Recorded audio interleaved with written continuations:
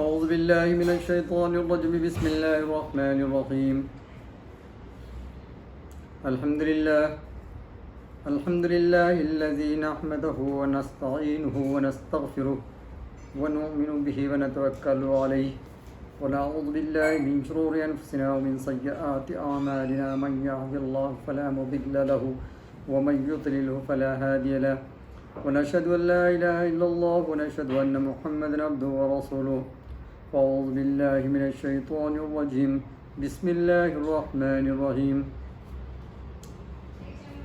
إن الله لا يستحيي أن يضرب مثلا ما بعوضة فما فوقها فأما الذين آمنوا فيعلمون أنه الحق من ربهم وأما الذين كفروا فيقولون ماذا أراد الله بهذا مثلا يضل به كثيرا ويهدي به كثيرا صدق الله العظيم. بے شک اللہ اس سے حیا نہیں فرماتا کہ مثال سمجھانے کو کیسی ہی چیزیں کا ذکر فرما دے، مچھر ہو یا اس سے بڑھ کر، تو وہ جو ایمان لائے وہ تو جانتے ہیں کہ یہ ان کے رب کی طرف سے حق ہے، کافر وہ کہتے ہیں ایسی کہاوت میں اللہ کا کیا مقصود ہے، اللہ بہتریوں کو اس سے گمراہ کرتا ہے اور بہتریوں کو ہدایت دیتا ہے۔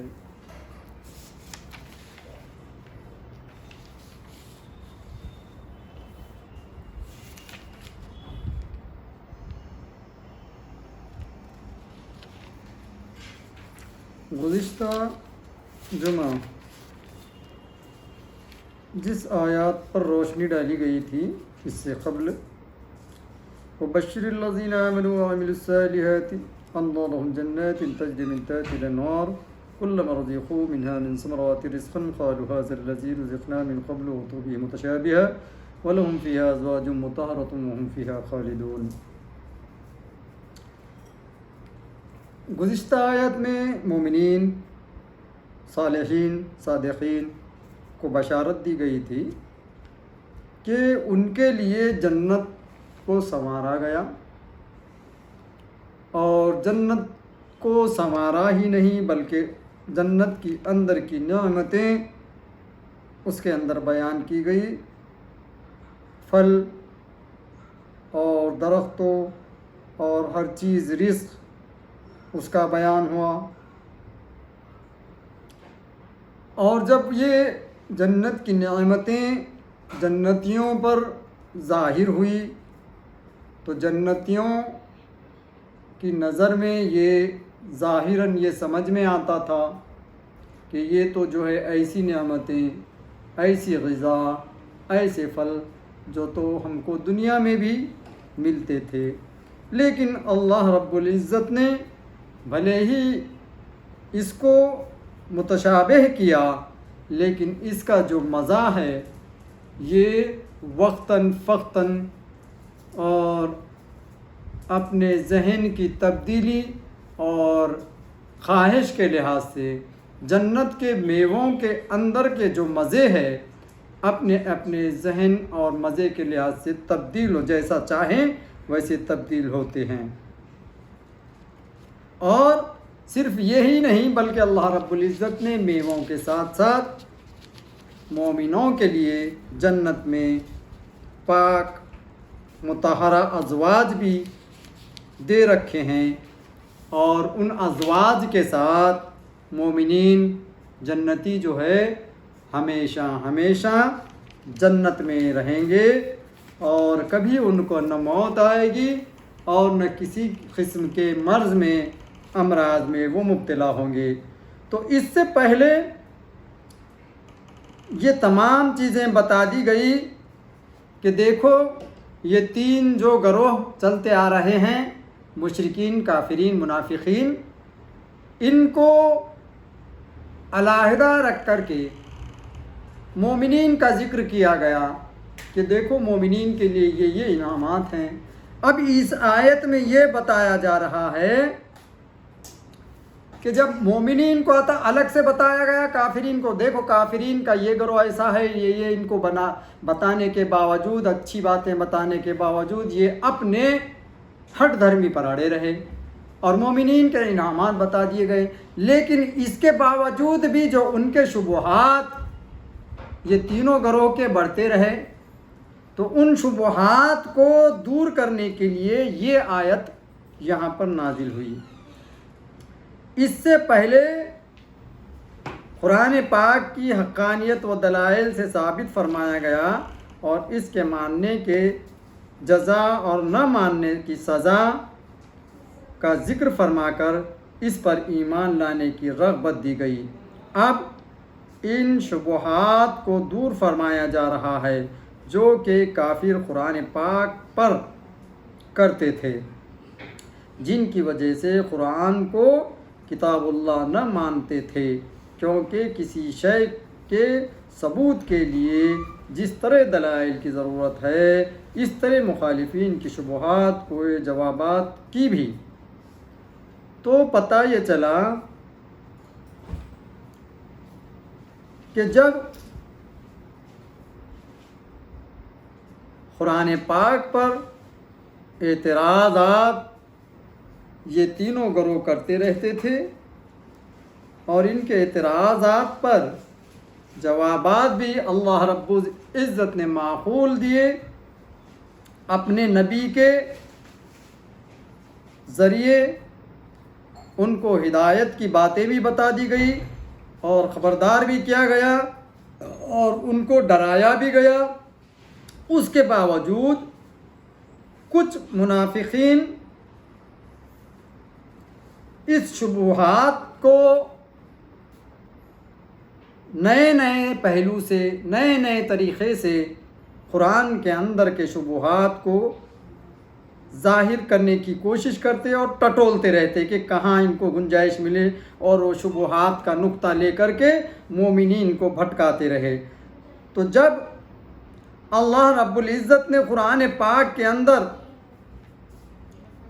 مچھر جیسی چھوٹے جاندار چیز کی مثال قرآن کے اندر دی گئی، اللہ رب العزت نے جب یہ مثال پیش کی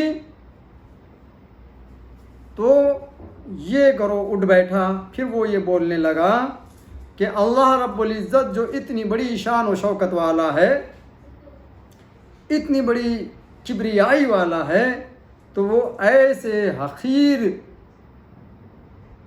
چھوٹی معمولی چیزوں کی مثالیں قرآن پاک میں کیوں دے گا؟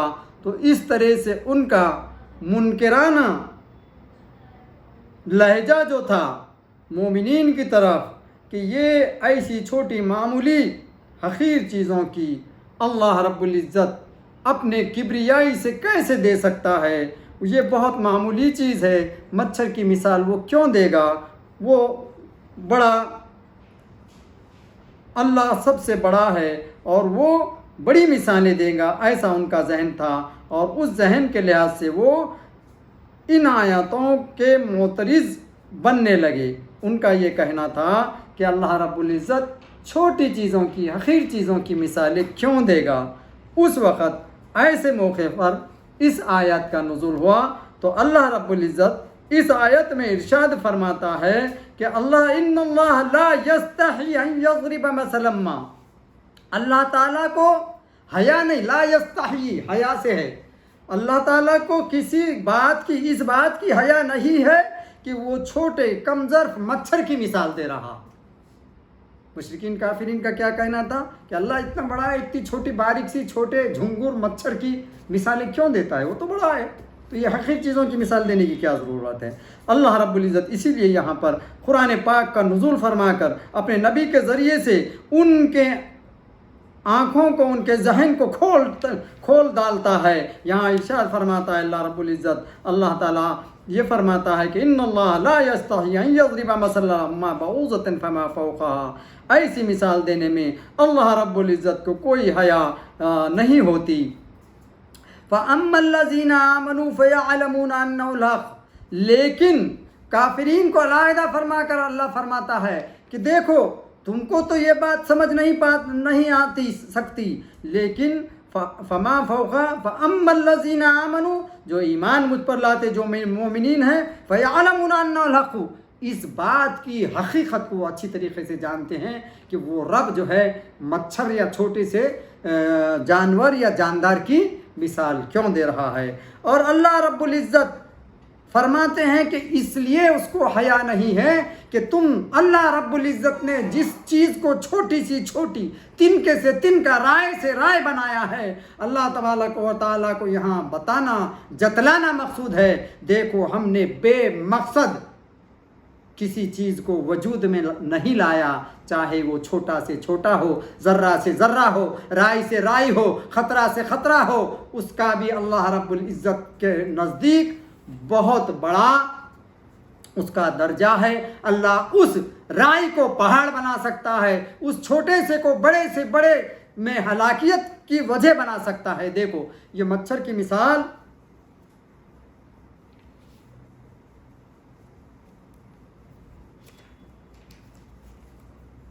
और आगे आ जाएगी इंशाल्लाह। तो मच्छर की मिसाल देने पर जो काफिरीन मुशरिकीन एतराज़ करने लगे कि अल्लाह रब्बुल इज़्ज़त की इतनी बड़ी जल्ल जलालहू शान है, तो वो मच्छर की मिसाल क्यों दे रहा है छोटी सी। तो अल्लाह फरमाता है कि हमको किसी किस्म की हया नहीं है और इसमें कोई कमी नहीं है, हम कमी महसूस नहीं करते, बल्कि हम ये बात को मोमिनीन अच्छी तरीके से इसकी हक़ को जानते हैं। व अम्मल्लज़ीना कफ़रू फ़यक़ूलूना माज़ा अरादल्लाहु बिहाज़ा मसला, और लेकिन वो जो काफिर हैं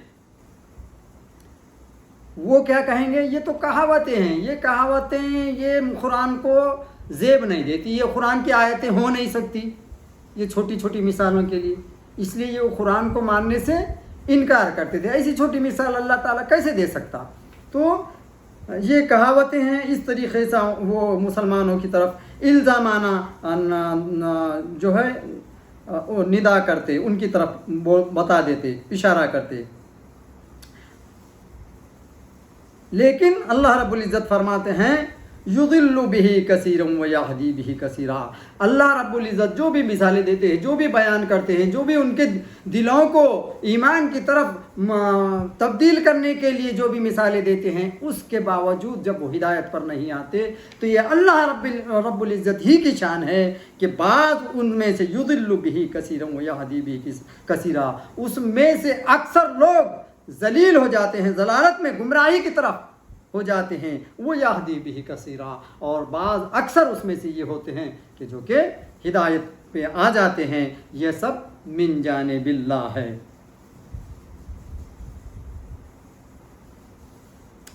सैयदना अब्दुल्ला इब्न अब्बास रज़ियल्लाहु ताला अन्हु फरमाते हैं कि जब कुरान करीम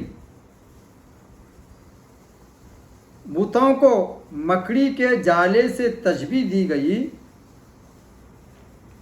जब कुरान करीम में बुतों को मकड़ी के जाले से तशबीह दी गई, तो यहूदियों ने कहा कि अगर कुरान करीम खुदाई किताब होता तो इसमें उन हकीर चीज़ों का ज़िक्र न होता, जैसा कि मकड़ी, मच्छर, ये जो हकीर चीज़ें हैं, तो ये कुरान में अल्लाह रब्बुल इज़्ज़त की इतनी बड़ी शान है, छोटे छोटे जानवरों की, जानदारों की मिसालें देने की क्या ज़रूरत न होता, क्योंकि ऐसी चीज़ों का ज़िक्र खुदा की शान के ख़िलाफ़ है। उनकी तरदीद में ये आयत नाजिल हुई। जब ये तरदीद करने लगे, मुसलमानों को ताने देने लगे, मोमिनीन को, तो ऐसी हालत में ये आयत का नुज़ूल हुआ। बाज़ उलमा फरमाते हैं कि जब मुनाफिकीन की हालत को आग और तारीकियों और गरज को बिजली से तशबीह दी गई, तो मुनाफिकीन ने ताना दिया कि इतनी बड़ी अज़मत वाले रब ताला को इन मिसालों की क्या ज़रूरत पड़ी थी, ये खुदाई की किताब नहीं है। बाज़ उलमा फरमाते हैं कि ये ताना मुशरिकीन दिया करते थे। इस मौके पर यह आयत आई। शान नुज़ूल की ये सब सूरतें इस तरह जमा हो सकती हैं कि ये तीनों जमातें जब ऐसे वाहियात शबूहात कर चुके, तब इन सब की तरदीद में ये आयत करीमा नाजिल हुई کیونکہ یہ تینوں جماعتیں کون سی؟ مشرکین، منافقین، کافرین جماعتیں، بلکہ سارے کفار حضور صلی اللہ علیہ وسلم کو اذیت دینے میں متفق تھے۔ سورہ بقرہ کے شروع سے اب تک ان تینوں جماعتوں کا ذکر بھی ہو چکا ہے۔ ان اللہ لا یستحی حیا سے بنا ہے، جس کے معنی شرم وغیرہ۔ جب بدنامی اور برائی کے خوف سے دل میں کسی کام سے رکاوٹ پیدا ہو جاتی ہے، اس رکاوٹ کا نام حیا ہے۔ لیکن یہاں پر ان اللہ لا یستحی، اللہ رب العزت کو یہ مثال دینے میں کوئی حیا نہیں ہے، تو یہ حیا کس میں پیدا ہو سکتی ہے؟ حیا ہو یا پھر مثلاً خوف ہو یا پھر جو ہے سو رحمت ہو۔ حیا، رحمت، خوف کا میں ہوتا دل میں، حیا کا میں ہوتی دل میں، اور جو غضب یا ڈر جو ہوتا وہ کا میں ہوتا دل میں ہوتا۔ تو اللہ دل یا دماغ یہ جو چیزیں ہیں ایسے چیزوں سے بے باک ہے، پاک ہے وہ تو ہے نا۔ تو یہ حیا، یہ جو لفظ ہیں، حیا ہے، پھر رحمت ہے یا پھر غضب ہے، یہ جو ہے نا یہ وارد ہیں مخلوق کے اوپر، خالق کے اوپر نہیں، کیونکہ وہ ان چیزوں سے بری ہے، بے باک ہے، وہ پاک ہے۔ یہ حیا غضب اس کے لیے نہیں ہے، بلکہ یہ کس کے لیے ہے؟ یہ بندوں کو سمجھانے کے لیے ہے، بندوں کو سمجھانے کے لیے یہ تشبیہ دی گئی ہے، ورنہ وہ حیا، شرمندگی ان چیزوں سے، ان باتوں سے پاک ہے اللہ رب العزت۔ ہاں، یہ ایک درمیانی حالت ہے، اس کے نیچے ہے، دیکھو اب کیا حیا کس لیے ہوتی ہے؟ بدنامی اور برائی کے خوف سے دل میں کسی کام سے رکاوٹ پیدا ہو جاتی ہے، اس کا رکاوٹ کا نام حیا ہے۔ یہ ایک درمیانی حالت ہے، اس کے نیچے، حیا کے نیچے والی کی حالت کیا ہے؟ خجالت، یعنی اس کا معنی کیا ہے؟ شرمندگی۔ حیا کے بعد کیا ہوتی؟ شرمندگی۔ اور اس کے اوپر والی کیا چیز ہے؟ اس کا نام ہے وقاحت، جس کے معنی بے غیرتی یا بے شرمی ہے نا۔ ان تینوں میں فرق یہ ہے کہ حیا کی وجہ سے انسان وہ کام کرتا ہی نہیں، خجالت میں کام کر کے شرمندہ ہو جاتا ہے۔ شرمندگی کب آتی؟ کام کر گزرنے کے بعد۔ حیا کب آتی؟ کرنے سے پہلے، اور جب وہ کر گزرا تو شرمندگی ہوتی۔ لیکن شرمندہ ہوتا ہے۔ وقاحت کیا ہے؟ وقاحت میں بے غیرتی کے کام پر دلیری اور جرت میں ہوتا ہے۔ ایک تو وہ بے غیرتی کا کام کر لیتا ہے، بے شرمی کا، اور اس کی جرت بھی ہوتی ہے، یعنی اس کو احساس نہیں رہتا اس کا، تو بے غیرتی کی دلیل ہے وہ، اور وہ جرت ہوتا ہے۔ لہذا حق تعالیٰ پر جہاں کہیں یہ الفاظ استعمال کیے جائیں گے وہاں ان کا نتیجہ مراد ہوگا۔ مثلاً حیا کا نتیجہ ہے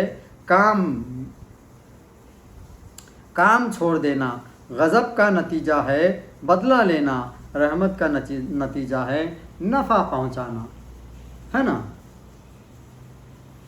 حق تعالیٰ کے لیے ان الفاظ کے یہی معنی مراد ہیں۔ حیا نہ فرمانے کے معنی ان مثالوں کو نہ چھوڑنا۔ ضربا، یہاں پر جو مچھر کے لیے لا یستحی آیا تو حیا سے یا لا یستحی سے یہ مراد ہم باریک چیز کو بھی جس کو ہم نے وجود میں لایا، جب ہم اس کو وجود میں لایا، اس کو پیدا کیا، تو پیدا کرنے والے کو اس بات کی مثال دینے میں کیا ہے؟ یہاں یہ حیا سے مراد یہ ہے۔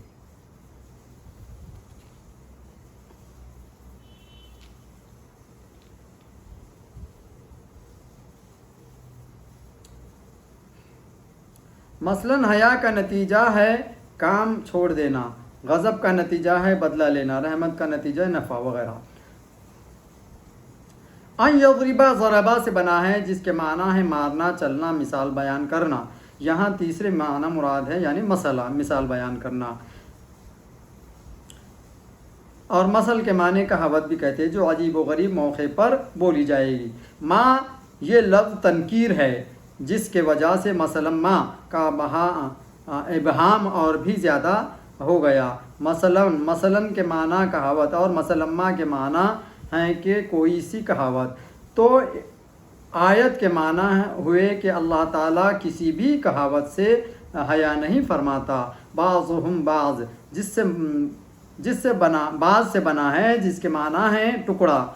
चीज़ के हिस्से को इसलिए बाज़ कहते हैं कि वो कुल का एक टुकड़ा है, चूँकि टुकड़ा कुल से छोटा और हक़ीर होता है, छोटा और हक़ीर होता है। इस हक़ारत के लिहाज से मच्छर को बऊज़ा कहा गया चूँकि ये बहुत छोटा जानवर है, या इसलिए कि मच्छर गोया मक्खी का टुकड़ा है। फमा फ़ौक़हा के माना है मच्छर से ऊपर की चीज़ें, इससे ऊपर वाली एहतमाल है।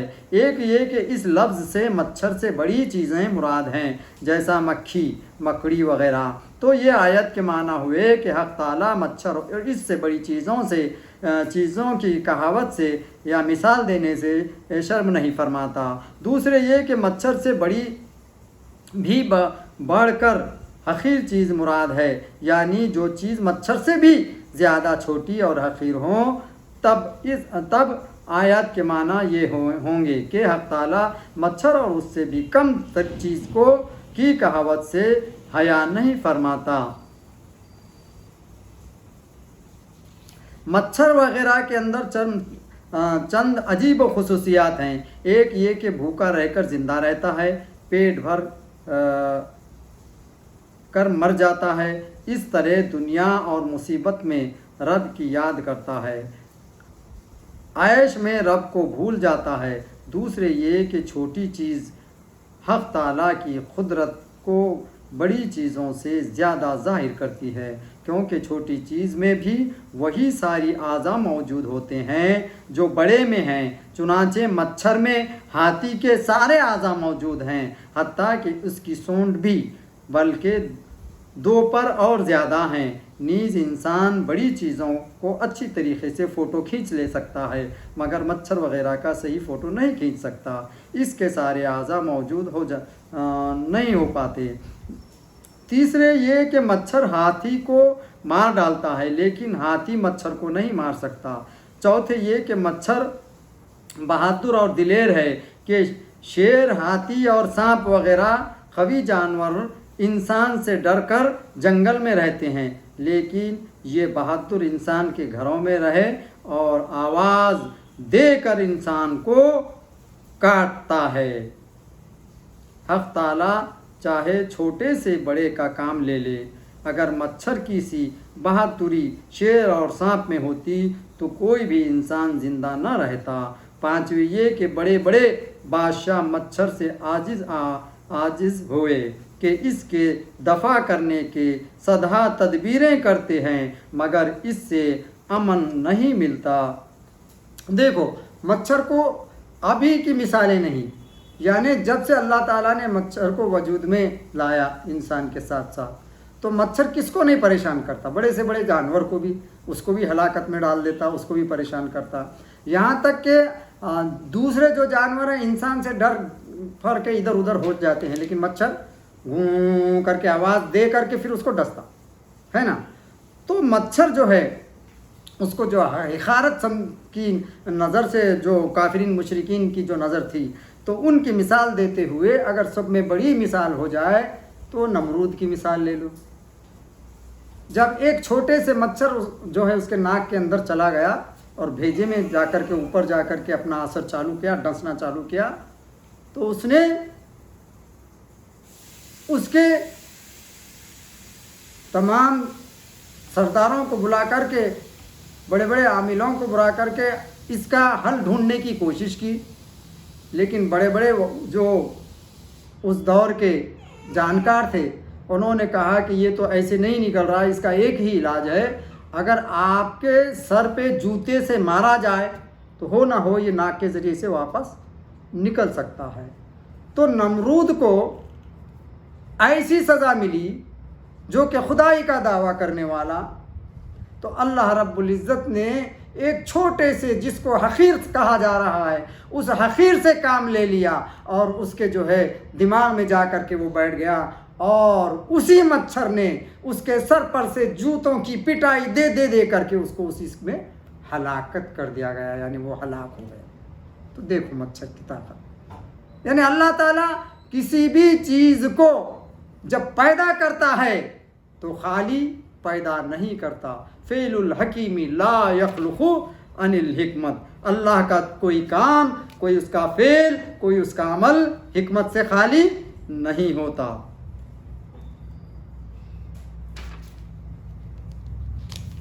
جب بڑے سے بڑا انسان ایک مچھر کے مار برداشت نہیں کر سکتا تو جہنم کے سام بچھو کیسے برداشت کریں گے؟ اللہ نجات عطا فرمائے، اللہ حفاظت فرمائے۔ وآخر دعوانا ان الحمد للہ رب العالمین۔ اللہ ہم کو سمجھ بوجھ کر